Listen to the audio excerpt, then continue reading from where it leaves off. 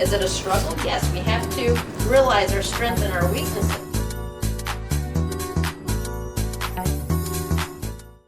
Hi, and welcome to Why Not Show. Welcome back, and I'm your host, Janice, helping others to reach their goals by giving them topics that are interesting, inspiring, and motivational. Today's topic is living with COVID abroad. But during the pandemic, we're all over the place. People are dying, people are getting sick. And in the United States, we live one way. I want to know and interview a special guest. We have an international correspondent, Marcella Gomez. She's worked on the show before. We're asking her to come here and talk to us about what it's like living abroad with COVID, okay?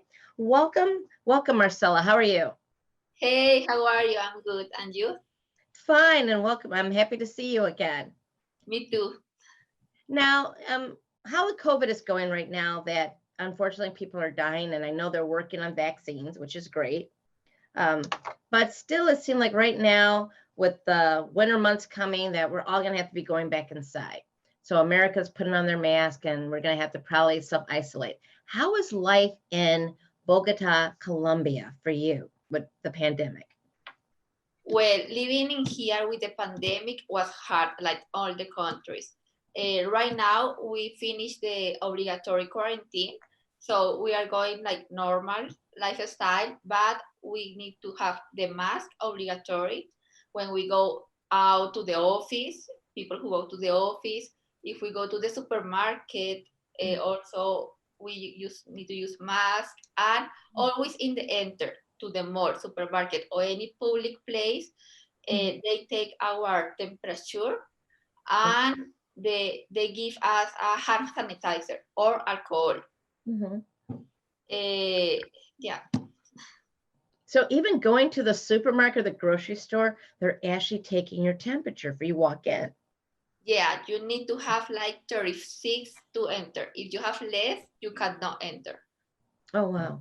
Okay, wow. So how is that? Even I'm assuming you got to stand 6 foot distance. Do you guys even do that in Colombia too, 6 feet? Yeah, we have 2 meters, 6 feet in the line for way to go to this into a public place. So we need to wait in line like 2 meters between each person. And yeah. So even that going into the store, there's a process. You just can't walk in even with the mask on. Exactly. See, we're not doing that in America. We can go in the grocery store, no one's standing there with our, thermometer to test our temperature, which that would be probably great and probably preferable since our numbers are going up. But everyone is required to wear a mask. Now, do you have a lot of people that don't walk around with masks?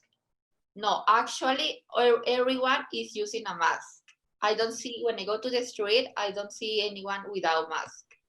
Okay. Now, was that like a law or an order brought down, or just people are just deciding, no, I want to protect myself and others by wearing a mask? But it's allowed, and also people take care. Oh, okay. Yeah. Now, people won't get a ticket, or do they get a ticket or something if they don't have a mask on? No, not really, but people prefer to use it. Okay, it's more of just a respect also that is very big down there, respect others. Exactly. And I picked up a couple numbers. I know this is 11/14, so it's November 14th we're filming this, but Colombia has 1.2 million cases, and they've had over 35,000 deaths, 34,000 deaths. Also, Colombia has about 50 million people there in the country. Right. So that's a large percentage of people. I mean, some people say that's a small percent, but that's like over 2% definitely have gotten it at that rate. Then also with America, what we have here, we've had over 10.8 million cases, at least 9 times more than what you've had, almost 10 times more, and 245,000 deaths. Do you think the difference in the number of deaths has to do with people being compliant? Exactly what you mean. Compliant, like wearing masks, thinking about others? Or is Oh, it just the larger population, you think? I think that is the larger population. So where there is a country that is more population, is more risk, I think, than in Colombia. So in here also we take care of each other, but many people don't care. They go to the parties and everything. So it's also, I think, the population increase that more people get more COVID. Right. Now, did you guys have restrictions then on parties and going places? Well, the idea is just go to parties Thursdays to Saturdays, but a few people. However, people go like secret parties. And yeah, don't care to go outside all the time. Don't. It's a lot of people that worry, but also it's a lot of people that don't care about it. Oh, okay. Now, you were up here last year. You were in America. Right. And how did you like America versus Colombia? Are they about the same? Are the people different? Yeah, it's totally different. It's a really new experience. Something that I really like about America is the culture that, for example, when you take the metro or the bus or something, the people wait until the people go out to the bus, get off from the bus or the metro. In here, people don't wait. It's all the time. They go outside and enter at the same time. So it's like a chaos. Also, in the supermarket or any mall, the people in the electric stairs, they wait only in one line. Yes, in the right, if you want to wait, and in the left is for the people who want to go fast. We don't have here that. So if people stop in the electric stairs, don't care about if people want to go fast or don't want to wait. Something, it's the culture. Oh, okay. Yeah. Well, that's interesting. Yeah. Because you pretty much implied that America has patience and kindness. They do consider other people. Right. So that's good. Okay. So I like hearing that America, we are nice and polite people here too. Now, unfortunately, COVID's gone up high. How's that affecting you at work? I know a lot of people here in America are working at home. A lot of people are upset that their kids are not in school. And I'm also a school teacher, so I'm at home teaching remotely. How are jobs in Colombia? Are they still at work?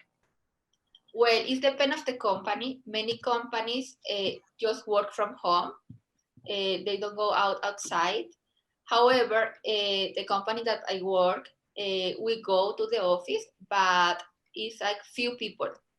So it's we work, and just a few companies, they go to the office. Also, it depends of the work. Many people lost their job. So there is a lot of unemployment people right now. So working in the COVID has been hard for many people, and many people lost their jobs. Wow. Well, that's the same thing that happened in America too. A lot of people, we opened back up in June, but in the beginning we had to close down everything. It was very restrictive. You couldn't go out unless it was shopping or the doctor or a job that was essential. And a lot of people wind up losing their jobs. I know the restaurant industry here is just dismal in the fact that you can't even go inside to eat here. How about in Colombia? Can you even go into the restaurants and eat, or is it all like takeout?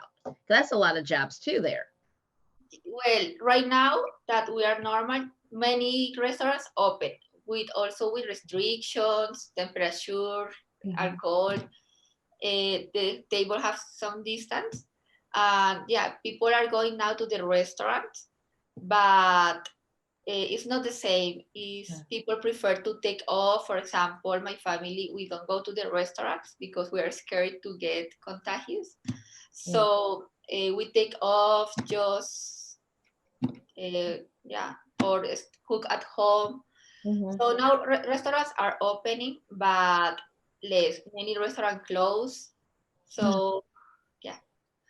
Now then, it sounds like for here, we're going to revert. We're going to go back in to staying in place, sheltered in place. And it sounds like you're open there. So how long have you guys been back open since March?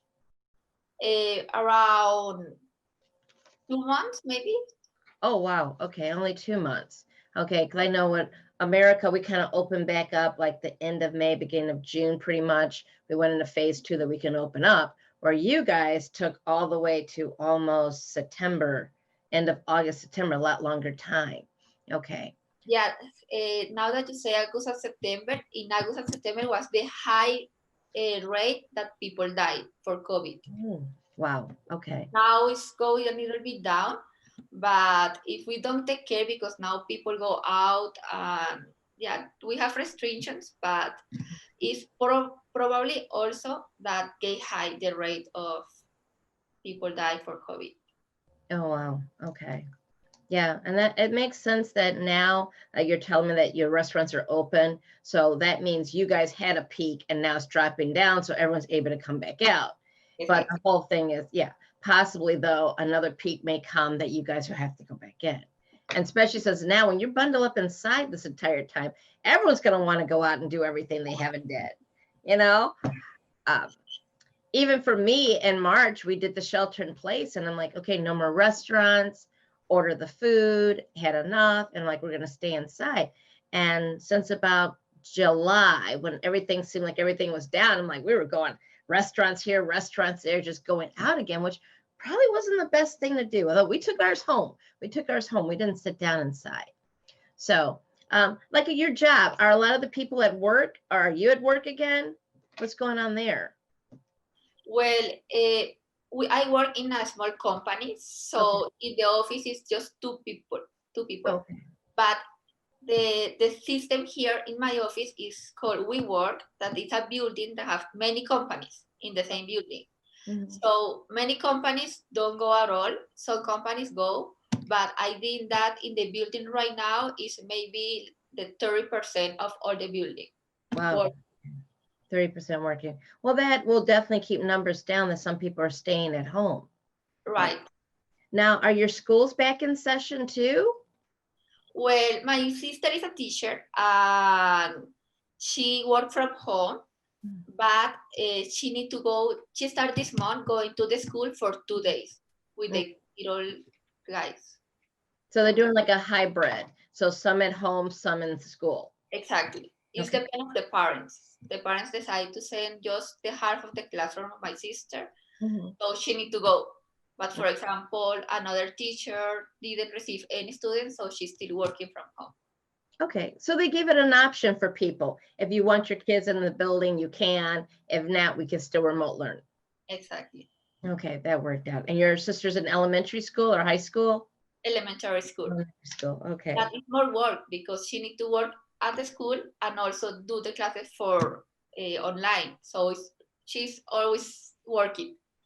Wow, yeah, it's definitely going to be hard on teachers doing that. So she's doing in the classroom and trying to remote teach kids at the same time, basically, or at least on the same days. She still has to teach those kids at home. Exactly. Well, yeah, that's double the work. It'd probably get confusing at the time. It's hard to do. Yeah. Now, how about your faith? How is your faith going during all this time with God? Do you think that, are you very hopeful that God is in the midst of all this with the pandemic and the tragedies that are happening, that eventually this will come out? Well, I am really believer. So I think that God put us this COVID for learn and take care about each other and see what is really important in our life. And like I believe, I hope that this finished soon. So I hope that, yeah, I think that God is working on that. Yeah. And it's for some reason. Everything happened for some reason. Yes, I do pray and hope that God is definitely in the midst of all this. And it has given us time. Like I've been telling people, I'm developing a program on retime.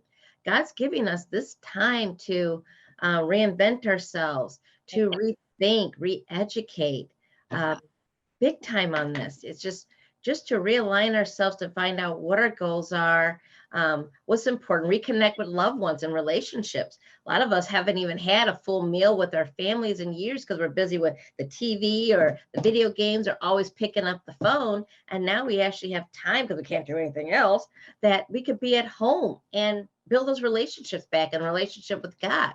So how do you think your family's relating with this? Are you building relationships again with your family? Yes, now we spend more time together. We play table games. We cook together. So now it's different, the life, but we are more close. Right, it's definitely a time for rebuilding. I know, unfortunately, with all the deaths, like I said, it was 1.2 million cases there, 35,000 died in Colombia, 1.3 million here. I know we've had to deal with a lot of deaths, but we've also had to deal with a lot of reconnecting with our families. Even if a family member's sick, we're connecting with them to make sure they're okay, developing those relationships. Now, I know you said table games, and I want to mention that. A lot of people don't even remember table games or playing with their kids because we've been so busy with computer gadgets. So how is that, just sitting at home with your family and playing not video games, table games? It's really nice.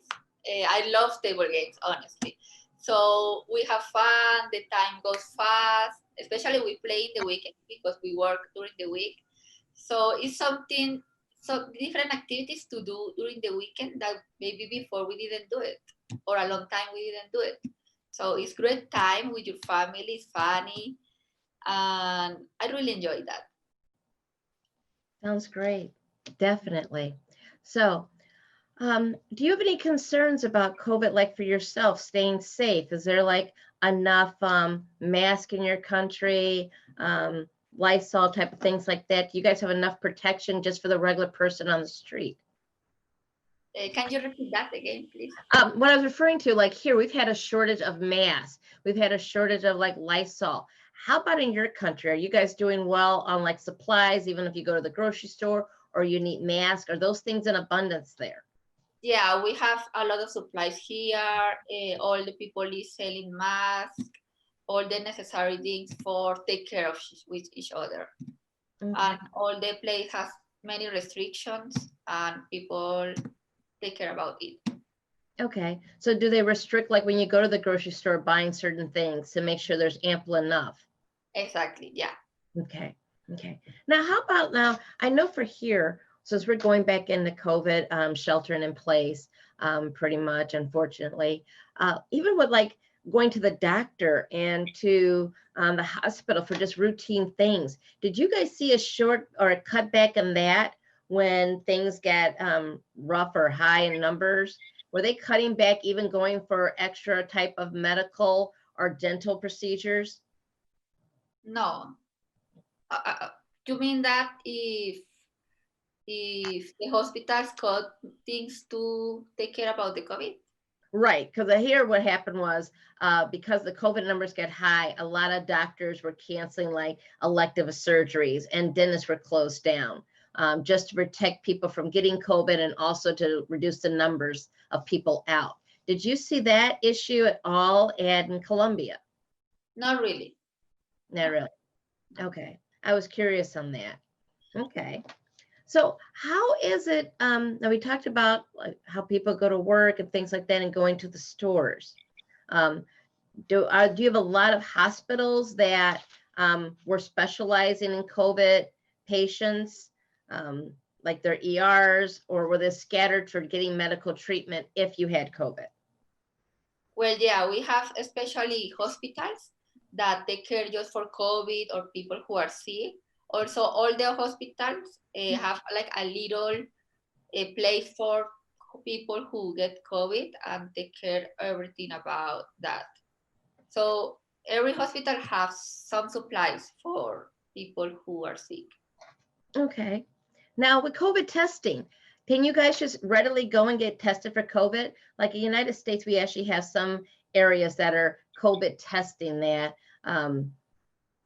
the Department of Health will actually set up booths in certain parts of cities and things like that for people to come and get tested if they wanted to. Did you guys have testing facilities also? We have testing facilities, but we need to pay first. So we need to pay to get the test. You have to pay to get tested. Yeah. Whoa. Do you think that reduced numbers if people had to go pay to get tested? Did that prevent people from going to get tested, you think, because of the cost? Yeah, I think that people for save some money, they don't go tested. Okay. However, if you go to the hospital right now for another thing, they tested you. Okay. But I think that you need to pay also for that. Okay. Yeah, here in the United States, we have these facilities that people can drive up and get tested without cost. And we've been getting, like in the Chicagoland area, we're getting like almost 100,000 people. I mean, definitely like 60, 70,000 people a day almost, it seems like, getting tested. So it's like really, wow, how many people are getting tested in Illinois. And I can't imagine if people had to pay for the test, I can't imagine the people here doing that. And then more and more people would probably have it and be exposing people. Exactly. Now, does your country do anything with contact tracing? Like if someone else has COVID, do they try contacting? Have you heard about that at all? Do they do any type of contact tracing? Well, yes. When you enter to some places, they ask you all the information, your email, your phone number, everything. Because if someone gets sick, they call the people who get there in the place or was in the same party or something like that. So yeah, they ask you for your personal information. If someone gets COVID, they are going to call you and you need to take the test. Now, is that something that people readily give up their information, or are they hesitant on giving that?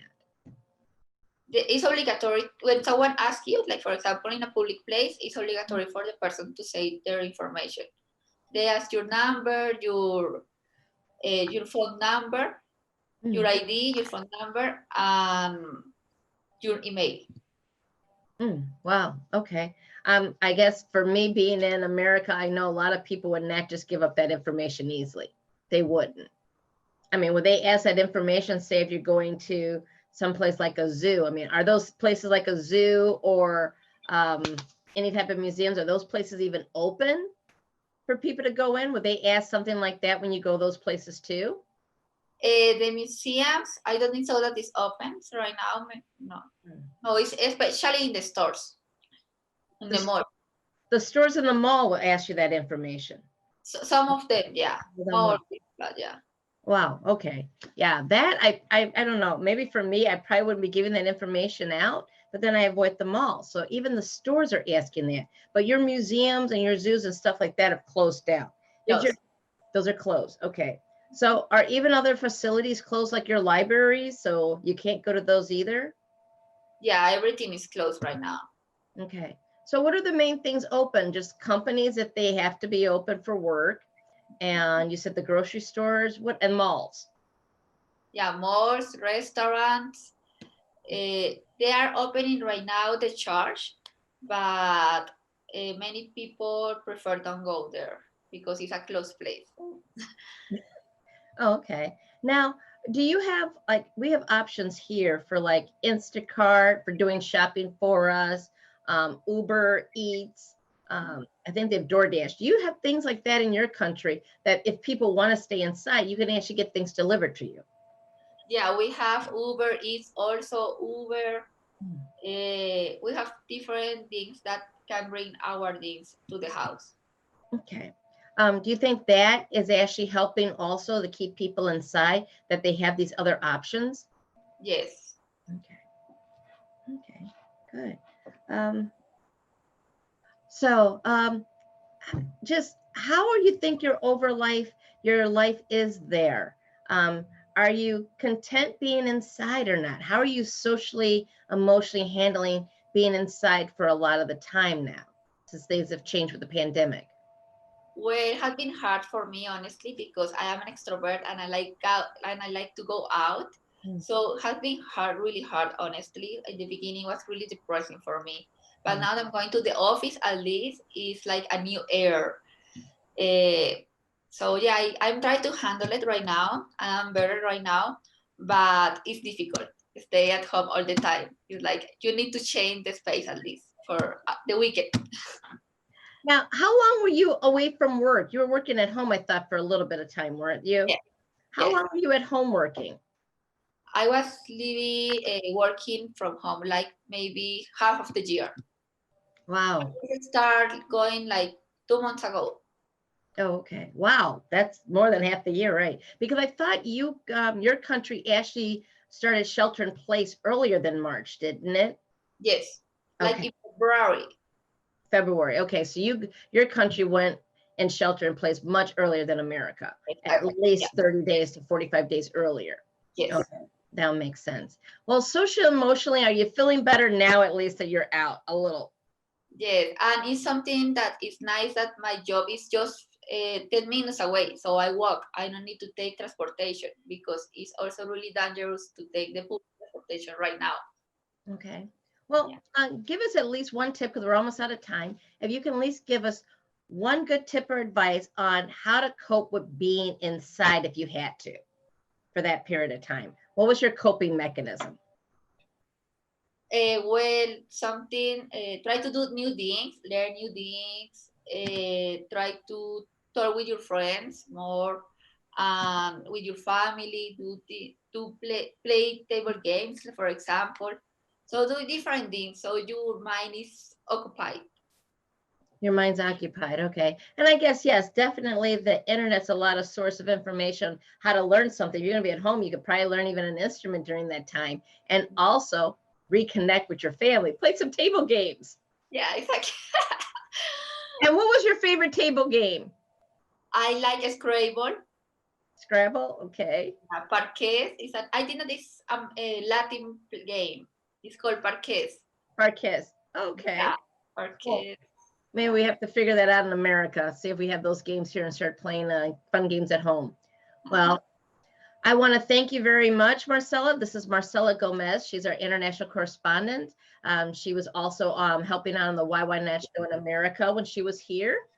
Today's topic was living with COVID abroad. And I want to thank you so much for giving us some insights on how it was. If you have any questions, guys, on how it is living abroad, please look on the internet, send us some messages, like us on Facebook and YouTube. And we're so happy to have given this information. I hope this was motivational. Marcella Gomez, thank you very much again for coming on the show. Thank you. Thank you, everyone. And this is YYNet, and I'm your host, Janice. Have a wonderful, pleasant day. Bye-bye.